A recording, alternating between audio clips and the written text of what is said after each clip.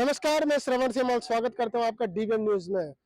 दोस्तों, DVM news चल पड़ा है आपके शहर ऋषिकेश में। ऋषिकेश में हम लोग हैं गुमानीवाला में। गुमानीवाला में यहाँ पे आप देख रहे हैं कि कूड़ादान को लेकर यहाँ पे उसके निस्तारीकरण को लेकर लोगों की मांग है कि वो यहाँ पे न बने। और आप जैसे जानते हैं कि हाईकोर्ट ने भी आदेश दे दिया कि वहाँ बनाया जाए। इस तरह लोगों की क्या मांग है, इसको लेकर वो क्या बोलना चाहते हैं, इस पर उन लोगों से राय लेने की प्रयास करें। मेरा नाम राजू उनसोला। हम कूड़ेदान विरोध संघर्ष समिति में आज लगातार 462 दिन अपना धरना प्रदर्शन लगातार जारी किए हुए हैं। सिर्फ हमारी लड़ाई है अपने जल जंगल जीवन की, अपनी लोगों की लड़ाई है। जो लोगों ने 100 गज 50 गज में मकान बनाए हैं, ये उनकी लड़ाई है। ये लड़ाई है आने वाले समाज की, आने वाले समय की जो हमारी भूमि की लड़ाई है, हमारी जल जीवन जंगल की लड़ाई। इसको तमाम तरह की चीजों को देखते हुए हमारा लगातार एक ही मुद्दा, एक ही बात पर 462 दिन हमारे को हो चुके हैं। और ये हमारा उत्तराखंड का, मैं समझता हूँ कि सर्वोच्च हमारा जो है एक अच्छा जो है शीर्ष तक जो पहुंच चुका है, ये हमारा आंदोलन है। हमारी मांग है क्या? हमने कोई भी ऐसी मांग नहीं रखी है कि जिससे सरकार पर दबाव पड़े। हमने सिर्फ ये मांग रखी है कूड़ा घर बनना चाहिए। सरकार का प्रोजेक्ट है, स्वच्छता मिशन का अभियान का है, हमारे राज्य सरकार से पारित हो रखा है, नगर निगम से पारित हो रखा है। बहुत अच्छी बात है, कूड़ा है, हटना चाहिए। हमारी सिर्फ 2 मांगे हैं, 5 किलोमीटर दूर रहे और आने जाने का रास्ता यहाँ से ना रहे। 2 मांगों को लेकर के क्या कारण है कि आज 462 दिन हो चुके हैं और जनता के 1.5 लाख जनता का आज दमन करने के लिए आज सत्ताधारी लोग बिल्कुल आतुर बन चुके हैं। इसमें यहाँ तक कि हाई कोर्ट भी आ चुका है, इसमें सुप्रीम कोर्ट भी आ चुका है।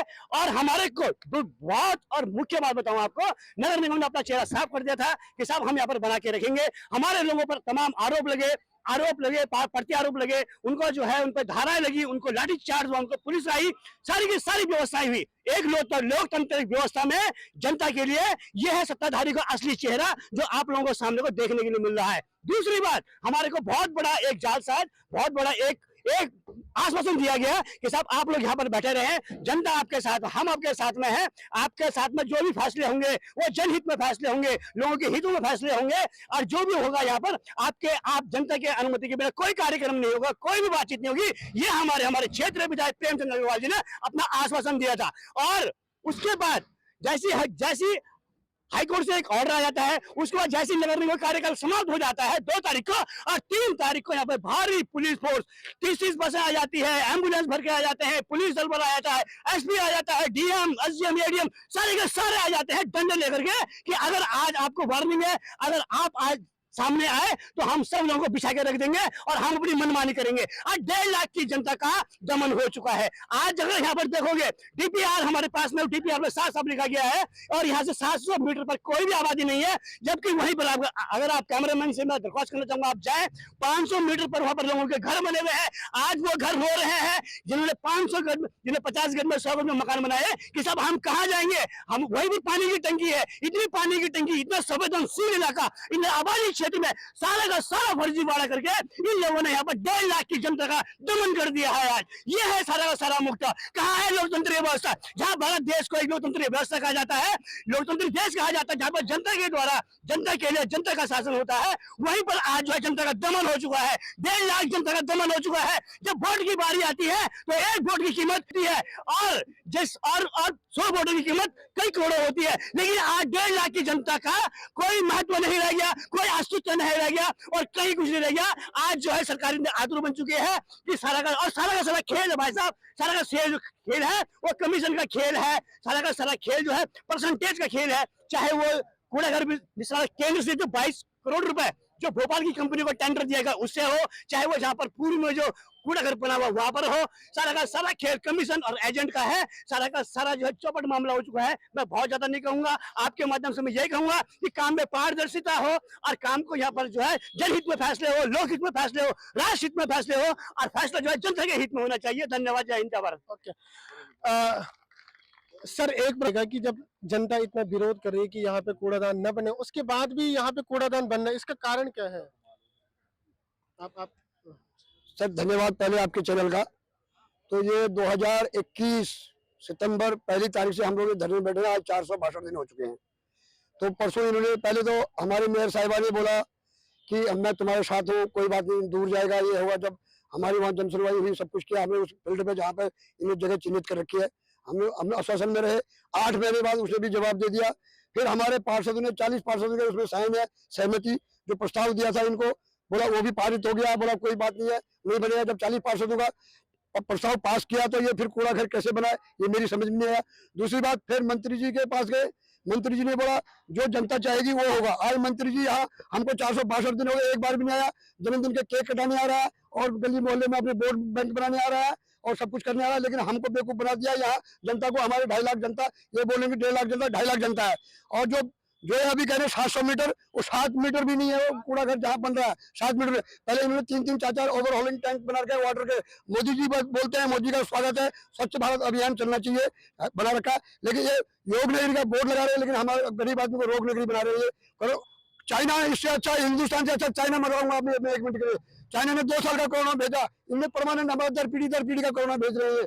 ये क्या क्या क्या हमको दुख के साथ कहना पड़ रहा है। हमारी सरकार होते हुए बोलते हैं डबल इंजन की सरकार। मैं कहता हूँ हर इंजन में सरकार है मेरे यहाँ। तो क्यों वार्ड में बीजेपी का, क्षेत्र पंचायत बीजेपी का, विधायक बीजेपी का, जिला पंचायत बीजेपी का, सब बीजेपी के, प्रधान बीजेपी के, तो हर डब्बे में इंजन है। तो ये इंजन क्यों फेल हो रहे हैं? हमारे साथ ऐसी तरह क्यों हो रही है? क्योंकि 2 तारीख को उसका बस्ता जमा मेयर साहिब का, 3 तारीख को इन्होंने अटैक किया। पिछली बार भी इन्होंने 18 सितंबर को इन्होंने हमारे ऊपर अटैक किया था। हमें ऊपर धारा लगाई, 24 घंटे बंद रखा भूखे प्यासे। तो हम गरीब जनता है, हम बांग्लादेश के शरणार्थी नहीं है, पाकिस्तान के उग्रवादी नहीं है, चाइना के उग्रवादी नहीं है। तो हम हिंदुस्तान के हैं भाई। हम तुमसे कोई नौकरी नहीं मांग रहे हैं, तुमसे कुछ नहीं मांग रहे हैं, तुमसे रोटी नहीं मांग रहे, चावल नहीं। हम ये बोलते हैं हमारे बच्चे भूखे प्यासे दिहाड़ी मजदूरी करके अपनी खुली हवा सांस लेंगे। ये तो हमारी हवा सांस बंद कर रहे हैं और हमारे घर के आगे कूड़ा बना रहे हैं। और ये बंदर बांट हो रही पैसों की। अरे भाई तुम बंदर बांट करो, पैसे की करो, लेकिन जनता को मत मारो। आगे भी तुम्हें लड़ना है, आगे भी जीतना है।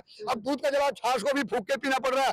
ये हम तो चाहते हैं विधायक साहब आज ही इस्तीफा दें। हमारे क्षेत्रीय विधायक जो आज ही इस्तीफा दें। 5 बार हमने वार्ता हुई हमारी वह विधानसभा में, 2 बार उनके रेजिडेंसी में वार्ता हुई, कैंप कार्यालय में वार्ता हुई, तहसील में वार्ता हुई, नगर निगम में वार्ता हुई, हासिल 0 निकला। आज हमारे पीछे जो है कूड़ा घर, हमें उत्तराखंड में 23 साल हो गए, आज हमें कूड़ा घर यहाँ गिफ्ट मिल रहा है। तो हमें क्या कहना? हमें ये हमको अपने घर के भेदी लंके ढाए हैं। अब हमको बाहर का कोई सपोर्ट हो। जैसे आज हमारे बीच में निर्दलीय विधायक खानपुर के उमेश कुमार जी पहुंच रहे हैं कि जो हमारा समर्थन देने के लिए, अब उनको देखते हैं। अगर वो हमारा समर्थन देते हैं तो बहुत ही बढ़िया, उनका स्वागत है। और जो हमारे बीच में नेता अभिनेता कोई भी हो, जो हमारा समाधान कूड़े का निकालेगा, वही हमारा नेता है, वही अभिनेता है। हम आगे के लिए उसी को अपना विधायक बनाएंगे, आगे के लिए अपने जनप्रतिनिधि बनाएंगे, आगे के लिए अपने संसद बनाएंगे। और जो हमारे ये संसद अभी फिलहाल है, ये संसद का हमारे निशंक जी संसद है, जो मुख्यमंत्री थे पूर्व, आज वो भी एक बार भी नहीं आए। उनको भी हटाना है, वो भी नीचे हमें, ये विधायक भी नीचे, क्षेत्रीय विधायक अग्रवाल भी नीचे, इन दोनों का इस्तीफा देना चाहिए। इनको हम कभी वोट नहीं देंगे। ओके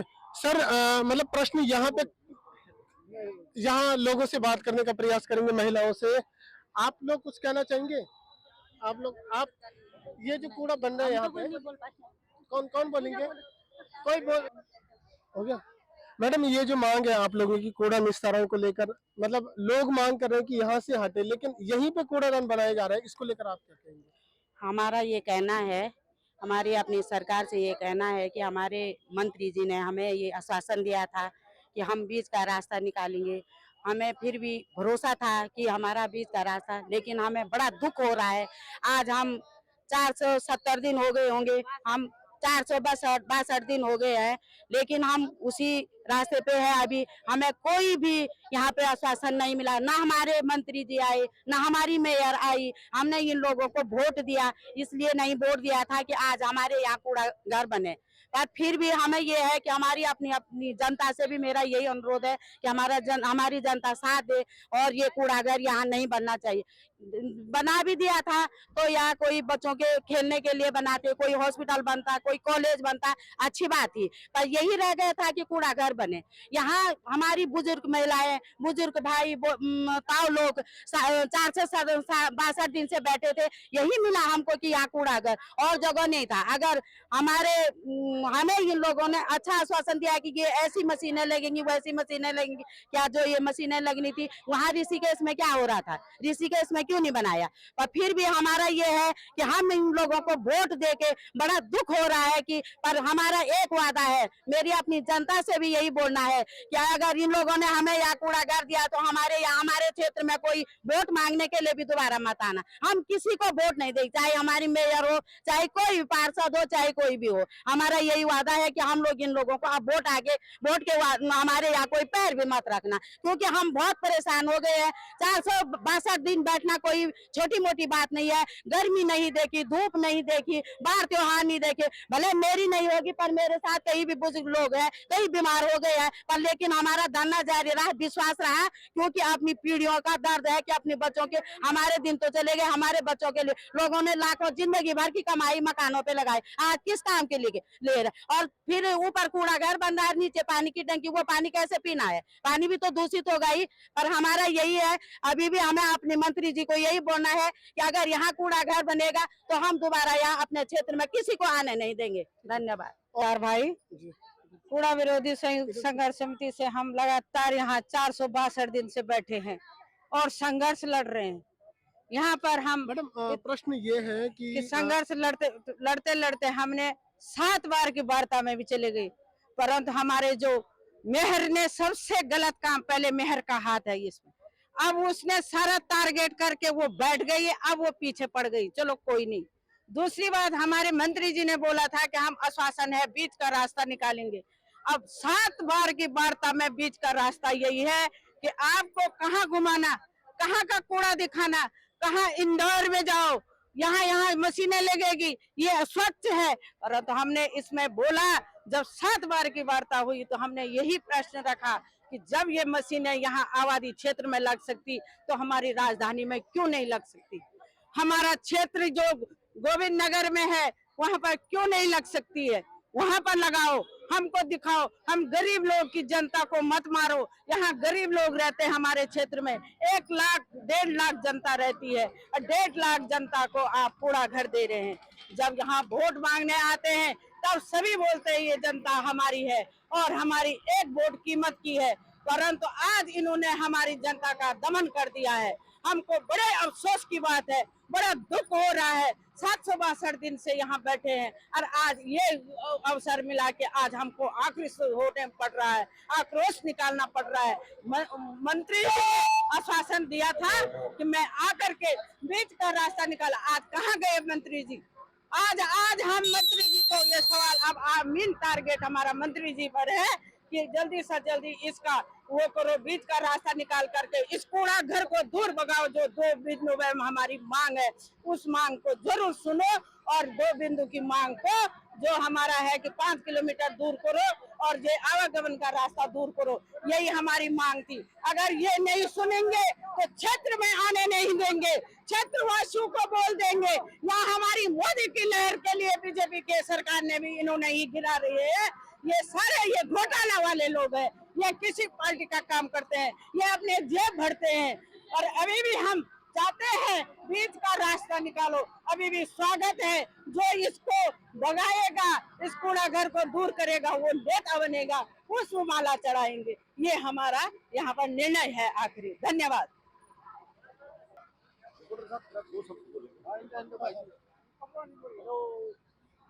ना सर, इस तरफ आएंगे तो बैकग्राउंड अच्छा है।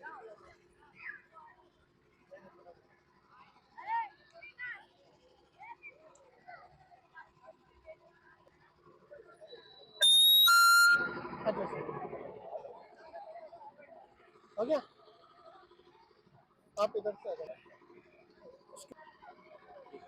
सर, ये जो प्रश्न है कूड़ा निस्तारण को लेकर, एक तरफ सरकार बोल रही कि लीज की जमीन है और सरकार बोल रही कि हमारी जमीन है, हम अपनी जमीन पे कूड़ादान बनाने का प्रयास कर रहे हैं। दूसरी तरफ जनता की मांग है कि ये स्थानीय लोगों के लिए कहीं ना कहीं घातक सिद्ध होगा, तो इस पे आप क्या कहेंगे? देखिए जी, इस कूड़ा घर के विरोध में पिछले लगभग 400 दिनों से पूरे क्षेत्र के ग्रामीण आंदोलन थे और इसके लिए कई बार हमारे जो सक्षम हमारे नेतागण हैं उनसे बातचीत हुई, चाहे वो यहाँ के शहरी विकास मंत्री और विधायक रहे हों या मेयर जी रही हों। इन्होंने जनता को सिर्फ और सिर्फ गुमराह करने का कार्य किया है और पहले से हम लोगों की एक ही बात रही है कि हम कूड़ा निस्तारण के विरोध में नहीं है। हम जो कूड़ा निस्तारण के लिए स्थान का चयन किया गया है और मानकों को अनदेखी की गई, हम उसके विरोध में हैं। हम चाहते हैं कि शहर से कूड़ा हटे, लेकिन ये नहीं चाहते कि शहर का कूड़ा हट करके हमारे ग्रामीण क्षेत्र में आ जाए। और मैं तो बहुत ताज्जुब करता हूं कि कितनी बड़ी तानाशाही है कि इतनी बड़ी जनता जो आज कह रहे हैं कि ये सरकार की जमीन है, सरकार इनको ले लेगी या ये अवैध रूप से रह रहे हैं।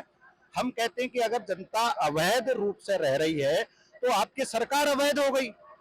जो सरकार बनी है और जो यहाँ के विधायक आज आपके मंत्रिमंडल में शामिल हैं, इन्हीं की जनता के दिल से इन्होंने वोट दे करके जिताया है।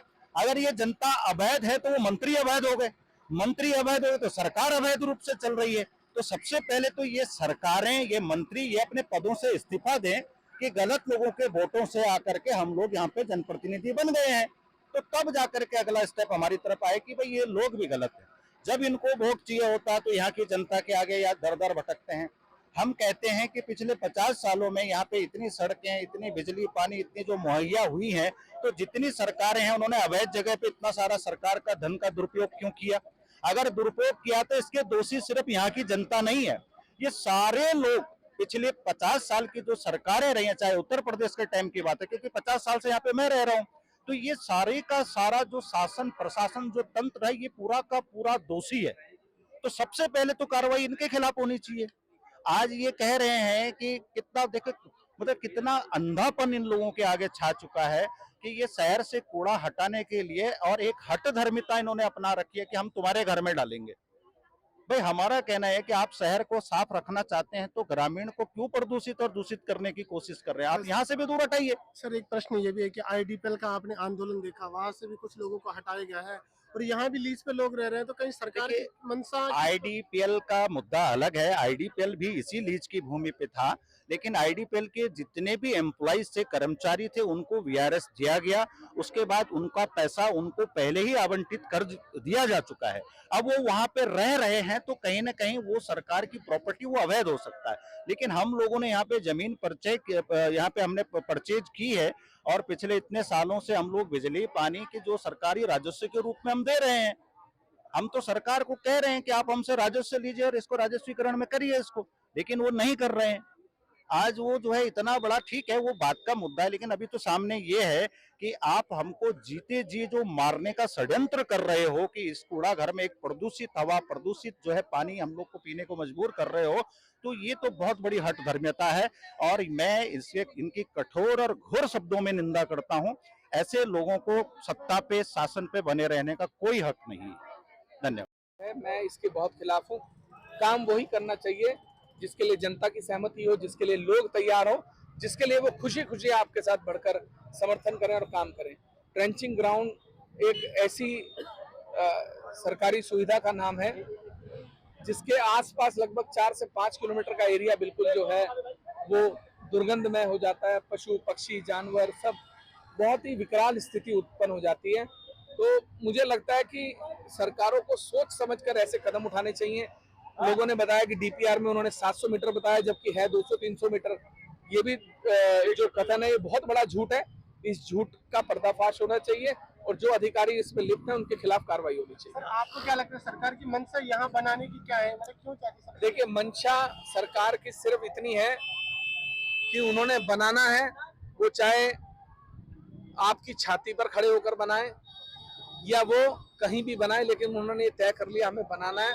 तो अब आपकी भावनाओं की कोई वैल्यू नहीं है, बनाना है।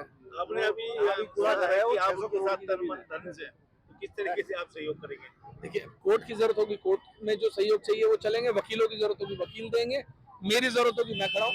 सर एक प्रश्न है कि सरकार कहती है कि ये जो जमीन है लीज की जमीन है सरकार की, तो इस पे आप क्या कहेंगे? सर सरकार तो कह रही है कि लीज की जमीन इसलिए बना रही है। भाई, लीज की जमीन हो या किसी भी चीज की जमीन हो, लेकिन आप मेरी छाती पे तो कोई चीज नहीं बनाएंगे ना मेरी मर्जी के खिलाफ। अगर आपकी जमीन यहाँ है और इसके बगल में चारों तरफ हजारों की आबादी है तो लोगों को नजरअंदाज कर देंगे, भावनाओं को कुचल देंगे। लीज की जमीन का मतलब ये नहीं है कि आप भगवान हो गए हैं कि आप कुछ भी कर देंगे। आपको स्थानीय लोगों की सहमति लेनी चाहिए, उनके साथ मिलजुल कर निर्णय लेना चाहिए और तब कहीं जाकर आपको किसी ऐसे कार्य का निर्माण करना चाहिए। और ये बहुत दुखद घटना है, मुझे इसका बड़ा अफसोस है।